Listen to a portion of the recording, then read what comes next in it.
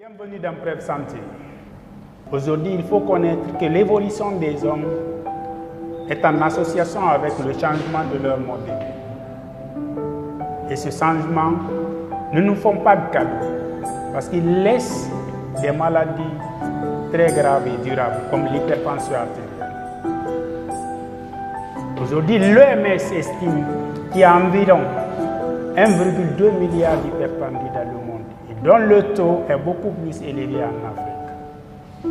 Cette maladie est facile à diagnostiquer, mais le suivi et l'adhésion des patients font défaut. Et c'est pourquoi même en France, d'après la Haute Autorité de la Santé, en 2016, 20% des patients hypertendus ne sont pas traités. Et 50% de ceux qui sont traités n'obtiennent pas les objectifs tensionnels. Les gens se demandent même c'est quoi cette hypertension artérielle. L'hypertension n'est rien d'autre que l'élévation de la pression sous laquelle le sang circule dans vos tuyaux. De façon permanente, si ces chiffres sont égaux ou supérieurs à 14 sur 9 cm de mercure, là on parle de l'hypertension artérielle. Donc si ce n'est pas encore, il faut vous abonner à nos pages Facebook, Instagram, YouTube, puis publier et liker ces vidéos pour qu'on puisse sauver encore beaucoup de vies.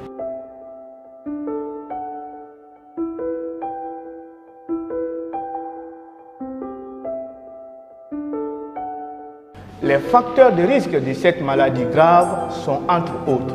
Nous avons les facteurs de risque modifiables et les facteurs de risque non modifiables. Quand on prend les facteurs de risque modifiables, nous avons le diabète de type 2, nous avons le tabagisme, l'obésité et la sédentarité. Alors, quant aux facteurs de risque non modifiables, nous avons l'âge avancé, nous avons le sexe et l'hérédité. Alors, quels sont les symptômes de l'hypertension artérielle? L'hypertension artérielle non sévère est parfaitement asymptomatique. Le malade peut venir se faire consulter par un médecin pour d'autres problèmes. Et au cours de cette consultation, le médecin met en évidence une élévation de la pression artérielle. Mais par contre, d'autres peuvent venir se faire consulter par des signes fonctionnels qui ne sont pas vraiment spécifiques à l'hypertension artérielle.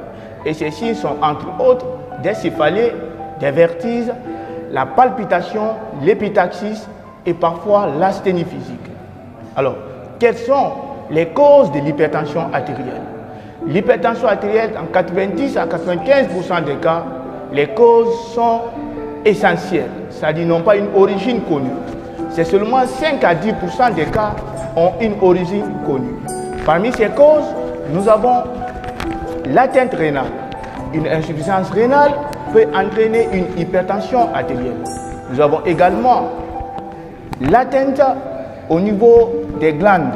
Nous avons une atteinte endocrinienne. Par exemple, au niveau des glandes surrénales, qui peut entraîner également une hypertension artérielle. Nous avons une atteinte au niveau de l'hypophyse ou de la glande thyroïde qui peut également entraîner une hypertension artérielle. Alors, cette maladie a des complications graves, n'est-ce pas, docteur Issa? Effectivement, docteur Camara, c'est une maladie qui entraîne de nombreuses complications et ces complications sont de certains ordres. Premièrement, nous allons parler de la première complication, c'est l'AVC. Ça va attaquer d'abord le cerveau, donc ça va se traduire par un AVC qui va entraîner des paralysies des membres supérieurs ou bien membres inférieurs. Et également, cette maladie peut entraîner un trouble de langage qui va porter sur l'articulation ou sur l'évocation. Et deuxième complication que ça va entraîner, c'est au niveau des yeux. Les yeux, l'individu va perdre l'usage de ses yeux, il ne va pas voir, donc ça va entraîner ce qu'on appelle la cécité. Troisième complication, ça va entraîner ce qu'on appelle l'insuffisance cardiaque. Vous savez que le cœur, c'est l'organe qui distribue le sang dans l'organisme. Et ce cœur-là, quand il sera atteint, il va augmenter de volume. Et ça va l'empêcher de jouer pleinement son rôle qui est celui de distribuer le sang dans l'organisme. Et en quatrième position, ça va entraîner un durcissement des artères. quand les artères sont rendues dures par cette hypertension artérielle, ça va empêcher ces artères-là de faire véhiculer le sang au niveau des régions de l'organisme.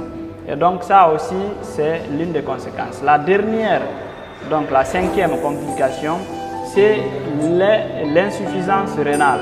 Ça va entraîner une insuffisance rénale et les reins, vous n'êtes pas sans savoir que les reins, c'est les organes qui permettent d'épurer les impuretés donc, de l'organisme. Ces impuretés, quand ils sont accumulés dans l'organisme, ça va entraîner une bouffissure du visage, ça va entraîner un œdème, des œdèmes au niveau des membres inférieurs, donc un gonflement des membres inférieurs et voire même un gonflement de tout le corps qui va se traduire par la mort de l'individu à ce stade-là. N'est-ce pas, docteur Bangoura? Bien sûr, vu que c'est une maladie qu'on gagne presque à partir de notre mode de vie, donc elle est évitable en agissant sur ce même mode de vie. Commencez d'abord par réduire votre consommation en sel, que ce soit dans la cuisine ou les boîtes de conserve, parce que même l'eau minérale contient le sel. Diminuez la consommation d'huile, que ce soit l'huile végétale ou animale. Favorisez la consommation de l'huile qui est riche en oméga 3. Arrêtez le tabac et la drogue. Réduisez votre consommation d'alcool à 1 verre par jour. Mangez beaucoup de fruits et légumes. Et surtout, faites des activités sportives régulières. 3 fois par jour, 5 fois par semaine. Et si vous travaillez dans un bureau, utilisez moyennement l'ascenseur en favorisant parfois les escaliers. Déplacez-vous pendant vos pauses. Faites au moins 1200 pas, parce que 1200 pas est égal à 1 km. Et si vous êtes hypertendu aussi, cherchez un tensiomètre plus un cahier. Chaque matin, prenez votre tension et notez-la. Le soir, prenez aussi. Ça va permettre de vous suivre très bien. Donc, si ce n'est pas encore fait, il faut vous abonner à nos pages Facebook, Instagram, YouTube, puis publier et liker ces vidéos pour qu'on puisse sauver encore beaucoup de vies.